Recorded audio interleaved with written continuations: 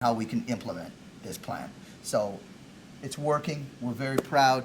And they have I think they have 6 campuses in Namibia now, and they're interested in going right across the whole country. So that was a great thing. Thank you to Dr. Garvey for that. So I just want to talk a little bit about some of our partnerships so you guys have the idea of what we're doing out there with the general public, entities and such, and how they fit into the picture. And it'll give you guys ideas on how your entities can fit and work with us as well. So, for example, IGX Bio was brought to me through another group that used to work with us. IGX Bio has an actual HIV/AIDS therapy that is in the FDA right now. They have an IND number. So I said, why don't we partner with somebody that has something in there? Maybe we could fast track some of our goals along with them. So now what we did is we went ahead and signed a partnership agreement with them. It's a 50-50 deal. Everything that we produce and we create will be shared 50-50 by Cannabis Science and IGX Bio. They already have their IND number, so it just fast tracks the whole progress to get these therapies on the market. Another example is 2 other ones. Dupite Natural Products. He is our partner in Germany, our European partner. He actually is the president of Cannabis Science Europe, GmbH. He actually has laboratories, manufacturing. He's been in the industry since '96. He's one of the leaders of the cannabis industry in Europe. He understands the regulatory environment very well. He creates the pills, he creates extracts, he creates drinks, he creates a whole spectrum of product. So he's working with us very closely, and he actually is he's from Uruguay. I think it's Uruguayan, but he's from Uruguay. And he's actually has just got a Uruguayan license to actually produce and cultivate in Uruguay. So now we're set up and we have a presence in Uruguay as well. Omnicanna is one of our sister companies, we'll call it. Omnicanna specializes in over-the-counter products for mass retail distribution, such as Whole Foods, such as Walmart, such as corner stores, you name it. And they are making the soaps, and we're making soaps and creams and extracts and lip balms and some sunscreens, all of that we're making through that company. And as well, we just purchased another company in Germany that was introduced to me through Dupite.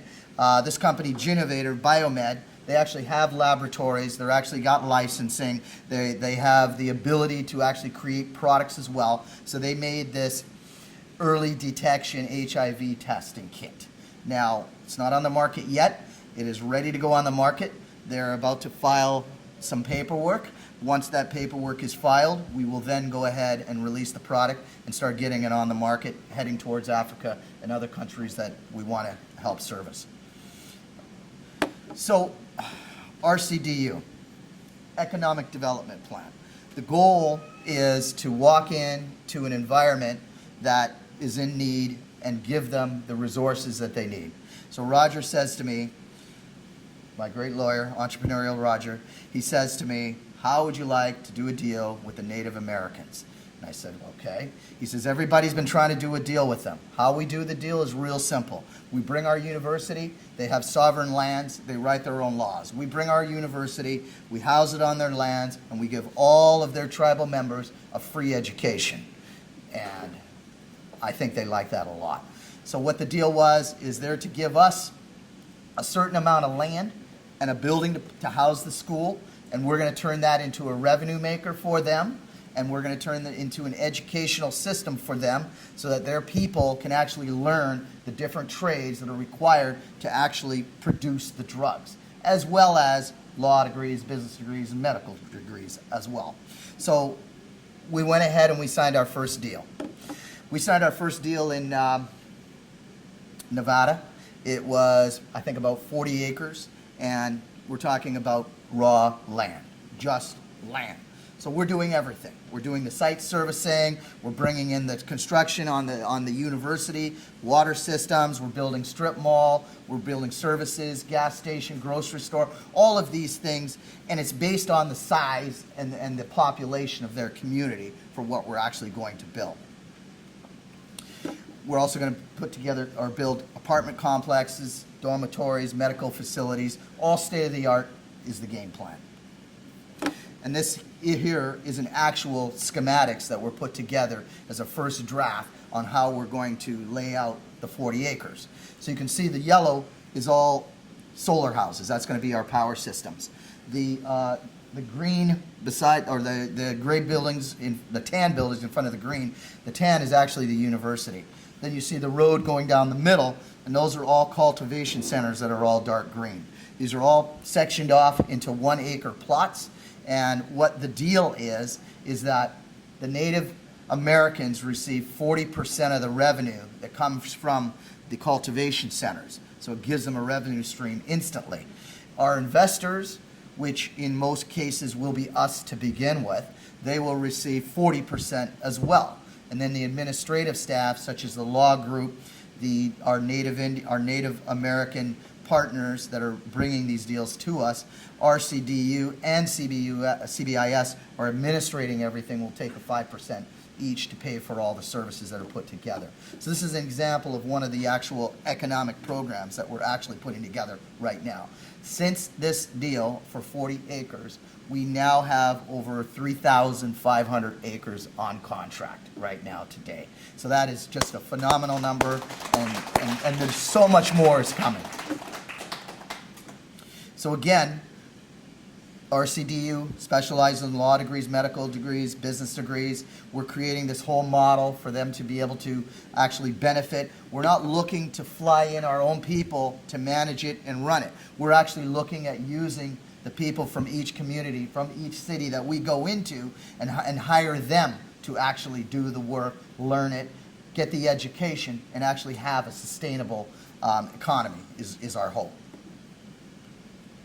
And once again, I just want to thank everybody, and hopefully everybody can figure out where they fit in. If you don't know, just give us a call, and we're going to figure it out. And the most important thing is, thank you for helping us bring this all together. It's the most important thing. Thank you once again.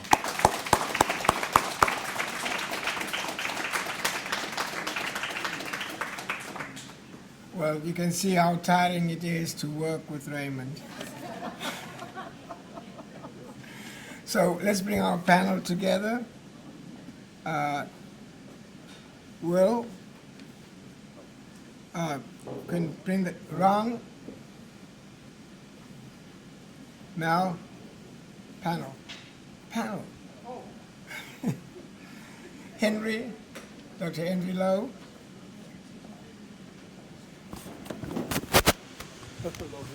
So this is the panel, and we're going to start by asking if there are any important questions, and if nobody raises their hand, I'm going to point to some of you and ask you to contribute. We have in the audience the Honorable Minister of Health for Namibia. I can't see the Honorable Minister of Health for the Kisamu.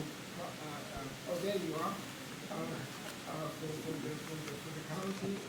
And there are a number of very, very impressive people in the audience. So, and Roger is there. I call him Mr. Magic Man. But every time I talk to him, he's come up with some idea about how to change the world. And so, what I have to do is to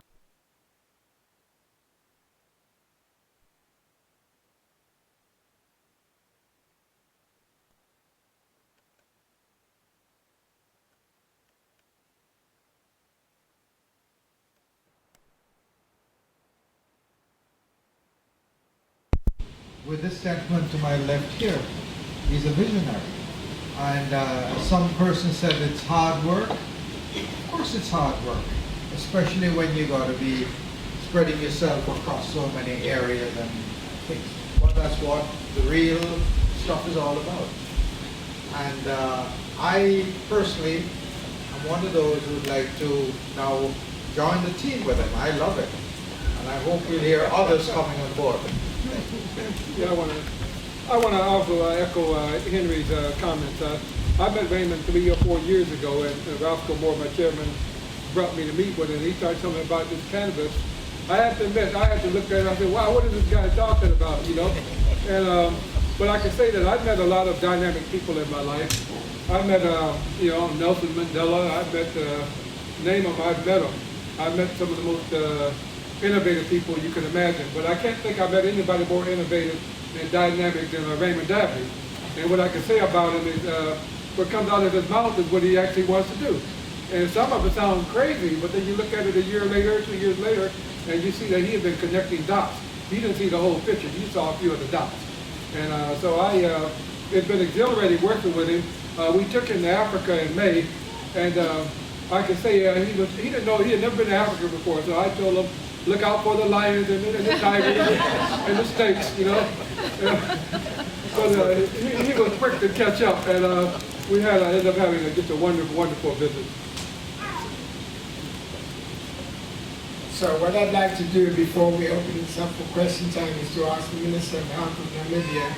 We visited your great country, and we are proud that it's in the region where politically the system works. So we'd like you to make some comments, observations, ask questions.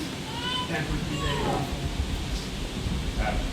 Thanks once again. I really want to thank, first of all, the invitation for me personally to be part of this very dynamic group, and also to come to know what young African people in the diaspora and